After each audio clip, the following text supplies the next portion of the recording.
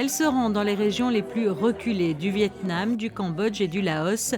L'association Docteurs Medical Free compte environ 140 médecins et infirmiers, tous bénévoles, dont la mission est de venir en aide aux personnes dans le besoin. Les gens, au fur et à mesure, ils nous connaissent notre association et nous demandent de venir aider. Et donc nous allons toujours dans les régions très loin, 350-400 km, que les associations n'aiment pas y aller. C'est très très difficile. On passe 10 heures de bus, dormir dans le bus pour arriver le lendemain, travailler toute la journée, monter dans le bus, dormir et arriver à la maison.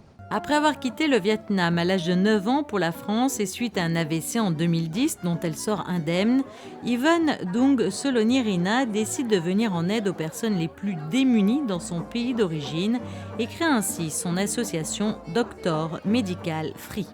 Quand je fais un check-up, c'est toute la population des villages. Et parmi la population, s'il y a un cas urgent à opérer, alors on fait le nécessaire pour les envoyer vers les capitales parce que nos médecins, ce sont des médecins actifs et ils travaillent eux-mêmes dans tous les hôpitaux.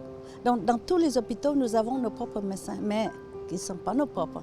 Mais quand nous envoyons là-bas, alors il y a notre équipe qui s'en occupe. Il y a 2 cas que je dois faire opérer urgent.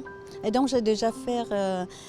publier les photos sur Facebook. Il y a un enfant qui avait un visage déformé et l'autre avec le thorax déformé. Voilà. Mais moi, je fais beaucoup de choses, parce que ce que je raconte ici, même si je vais raconter, c'est très peu, vous savez. Ça ne paye pas tout ce que je dois faire et tout ce que je fais.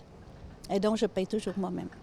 Et si Yvonne Dung Solonirina a choisi de consacrer son temps et sa fortune au mécénat, aujourd'hui le succès de ses missions est tel que la charge financière qui en découle dépasse sa capacité d'autofinancement.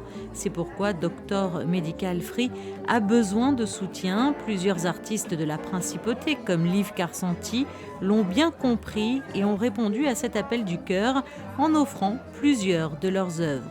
Des œuvres que l'on retrouvait d'ailleurs lors de la vente aux enchères de la maison Christie's.